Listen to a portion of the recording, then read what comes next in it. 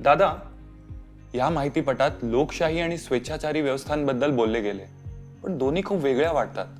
मला त्यांचा अर्थ आणि त्याचा लोकांवर काय परिणाम होतो हे समजावून सांगशील का? नक्कीच रोहन.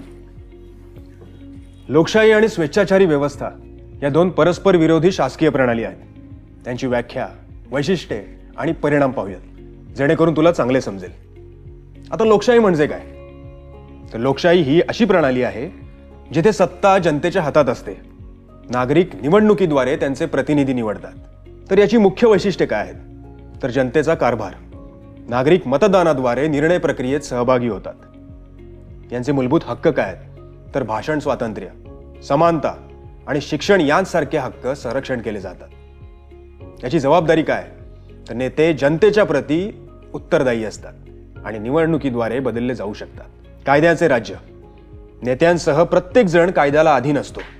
उदाहरणार्थ, भारत ही जगातील सर्वात मोठी लोकशाही आहे, जिथे नियमित निवडणुका आणि नागरिकांसाठी मूलभूत हक्क आहेत.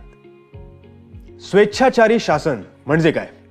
स्वेच्छाचारी शासन ही प्रणाली आहे जिथे सत्ता एका व्यक्ती किंवा एका गटाच्या हातात केंद्रित असते आणि तिचे मुख्य वैशिष्ट्य म्हणजे केंद्रित सत्ता. सर्व निर्णय एका व्यक्ती किंवा काही लोकांद्वारे घेतले जातात. मर्यादित हक्क. नागरिकांना कमी स्वातंत्र्य आणि भागीदारी मिळते. जबाबदारीचा अभाव. नेते जनतेच्या प्रती उदारदायी नसतात. एकतर्फी निर्णय. लोकांच्या सल्ल्याशिवाय निर्णय घेतले जातात. उदाहरणार्थ, ऐतिहासिक उदाहरणांमध्ये हिटलरच्या नेतृत्वाखाली नाझी जर्मनी किंवा काही राजेशाहींचा समावेश होतो. लोकशाही आणि स्वेच्छाचारी शासनाची तुलना. सहभाग. लोकशाही. नागरिक मतदान आणि चर्चेद्वारे सक्रिय सहभाग घेतात. स्वेच्छाचारी. जनतेचा सहभाग खूपच मर्यादित असतो किंवा नसतोच. स्वातंत्र्य. लोकशाही. भाषण स्वातंत्र्यासह इतर हक्क सुनिश्चित केले जातात. स्वेच्छाचारी. मतभेद दडपले जातात आणि स्वातंत्र्यावर निर्बंध असतो. जबाबदारी. लोकशाही. नेते अपयशी ठरल्यास त्यांना काढून टाकले जाऊ शकते. स्वेच्छाचारी. नेते अनेकदा कायमस्वरूपी सत्तेत राहतात. निर्णय घेणे. लोकशाही. निर्णय चर्चा आणि वादविवादाद्वारे घेतले जातात. स्वेच्छाचारी. निर्णय जलद घेतले जातात पण जनतेचा सहभाग नसतो. लोकशाही आणि स्वेच्छाचारी शासनातील आव्हाने. लोकशाही. निर्णय घेण्याची मंद प्रक्रिया. चर्चेसाठी वेळ लागतो. जनतेला भुलवणे.